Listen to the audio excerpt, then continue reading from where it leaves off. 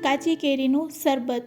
Hello friends, welcome to kitchen art. ભયંકર ગરમીમાં પેટને ઠંડક આપે, લૂથી બચાવે તેવું ખાટું મીઠું કાચી કેરીનું શરબત। આ શરબત આપણે ખાંડ વગર બનાવીશું। તો ચાલો બધી ટ્રીક અને ટિપ્સ સાથે કાચી કેરીનું ખાટું મીઠું શરબત બનાવીશું। રેસીપી સારી લાગે તો લાઇક અને શેર કરજો। મારી ચેનલ ઉપર નવા હોય અને મારી ચેનલને હજુ સબસ્ક્રાઈબ ન કરેલ હોય તો સબસ્ક્રાઈબ કરી બાજુનું બેલ બટન દબાવવાનું ભૂલશો નહીં, જેથી કરીને તમને મારા નવા વિડીયોનું નોટિફિકેશન મળતું રહે। તો સૌથી પહેલાં આપણે 1.5 ચમચી જેટલી વરિયાળી, અડધી ચમચી જેટલું જીરું, આ બંનેને આપણે મીડિયમ ટુ લો ફ્લેમ ઉપર તેમાંથી સુગંધ આવે ત્યાં સુધી તેને શેકી લેશું। વરિયાળી અને જીરું પાચન શક્તિ માટે ખૂબ જ ગુણકારી છે અને જે લોકોને ડાયજેશનનો પ્રોબ્લેમ રહેતો હોય તેના માટે પણ આ શરબત ખૂબ જ બેસ્ટ છે। તો અહીં આપણી વરિયાળી અને જીરું સરસ શેકાઈ ગયા છે, તેમાંથી સરસ સુગંધ આવવા લાગી છે। ગેસની ફ્લેમ બંધ કરી દેશું અને તેને ઠંડુ થયા પછી ખાંડરીમાં લઈ લેશું અને ખાંડરી દસ્તાની મદદથી તેને ક્રશ કરી લેશું। આ રીતે ક્રશ કરીને એક સરસ મસાલો તૈયાર કરીશું। તો હવે તમે જોઈ શકો છો શરબત માટેનો સરસ મસાલો તૈયાર છે। આ મસાલાને આપણે સાઈડમાં રાખી દઈશું। હવે આપણે કાચી કેરી લેશું। તો મેં અહીંયા 1 નંગ કાચી કેરી લીધેલી છે, જેનું વજન 300 ગ્રામ જેટલો છે અને આ કેરીને આપણે બાફવાની નથી પણ શેકવાની છે। તો ગેસ તરફ જાશું, ગેસની ફ્લેમ ચાલુ કરીશું અને તેના ઉપર આ રીતે સ્ટેન્ડ રાખીશું। સ્ટેન્ડ ઉપર કાચી કેરી ઝડપથી શેકાઈ જાય છે। ઓળો બનાવવા માટે જે રીતે આપણે રીંગણને શેકતા હોય, બસ તે જ રીતે આપણે કેરીને પણ શેકવાની છે। તો આ રીતે તમે ચીપિયાની મદદથી પલટાવતા જશો અને ચારે બાજુ આ રીતે શેકતા જશો એટલે કેરી સરસ શેકાઈ જશે। નાઈફથી પણ તમે પ્રિક કરીને કેરીને શેકી શકો છો। તો આ તમે જોઈ શકો છો હવે કેરી આપણી ઓલમોસ્ટ શેકાઈ ગઈ છે। ગેસની ફ્લેમ બંધ કરી દેશું। કેરી ઠંડી થાય એટલે તેની છાલ આપણે દૂર કરી લેશું। તો છાલ પણ એકદમ સહેલાઈથી દૂર થઈ જાય છે શેકેલી કેરીમાંથી। બસ ચાકુની મદદથી છાલ દૂર કરી લેશું અને આ રીતે છાલ દૂર કર્યા પછી અહીંયા આપણે કેરીને રફલી કટ કરી લેશું। તો ચાકુની મદદથી આપણે તેના નાના નાના ટુકડા કરી લેશું। તો બાફ્યા વગર આ રીતે તમે શેકીને પણ કાચી કેરીનો શરબત ખાટો મીઠો તૈયાર કરી શકો છો। શેકેલી કેરીના આ રીતે ટુકડા કરી લેશું અને રફલી કટ કર્યા પછી હવે આપણે તેને મિક્સર જારમાં લઈ લેશું। તો અહીંયા આપણે કેરીનો પલ્પ તૈયાર કરવાનો છે, તેના માટે આપણે મોટું મિક્સર જાર લેશું।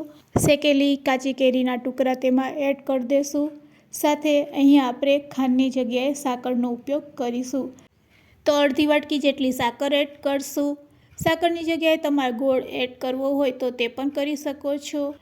1 ચમચી શેકેલું જીરું, અડધી ચમચી મરી પાવડર, અડધી ચમચી સંચળ પાવડર અને સ્વાદ મુજબ થોડુંક અડધી ચમચી કરતાં ઓછું મીઠું એડ કરી દેશું।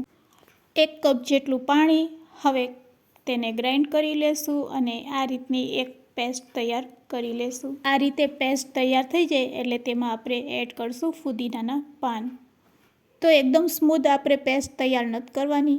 આ રીતની પેસ્ટ તૈયાર થઈ જાય એટલે તેમાં આપણે ફુદીનાના પાન એડ કરી દઈશું અને ફુદીનાના પાન એડ કર્યા પછી રેડી કરેલો આપણો મસાલો જીરા અને વરિયાળીનો તે પણ એડ કરવાનો છે।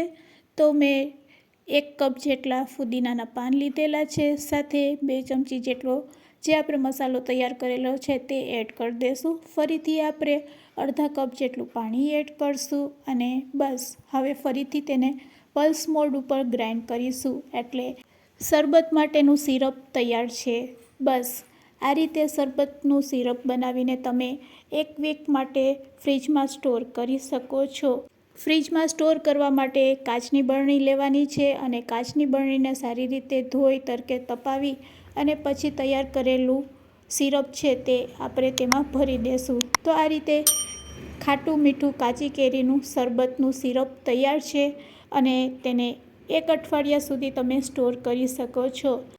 હવે રેસ્ટોરન્ટમાં જે રીતે શરબતને સર્વ કરવામાં આવે છે તે જ રીતે અહીંયા આપણે આ શરબત તૈયાર કરીશું. તો અહીંયા આપણે લાલ મરચું પાવડર લેશું 1 પ્લેટમાં, તેમાં સંચર પાવડર એડ કરશું થોડોક અને તેને મિક્સ કરી લેશું.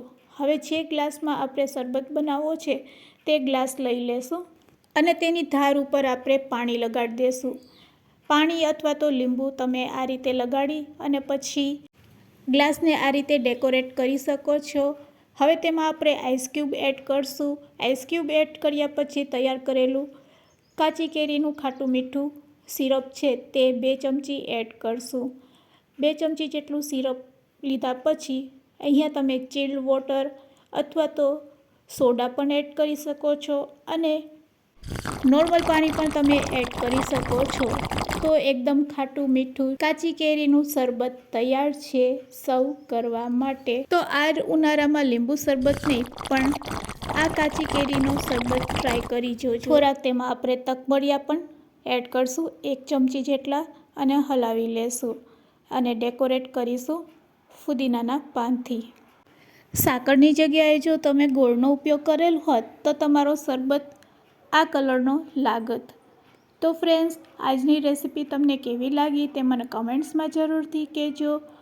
વિડીયો યુઝફુલ લાગ્યો હોય તો તમારા ફ્રેન્ડ્સ, મિત્ર અને ગ્રુપમાં શેર કરવાનું ભૂલશો નહીં. વિડીયોને એન્ડ સુધી જોયો હોય તો એક લાઇક જરૂરથી આપજો. મારી ચેનલને હજુ સબસ્ક્રાઈબ ન કરેલ હોય તો સબસ્ક્રાઈબ જરૂરથી કરી લેજો. Thanks for watching. ફરી મળીશું એક નવી રેસીપી સાથે.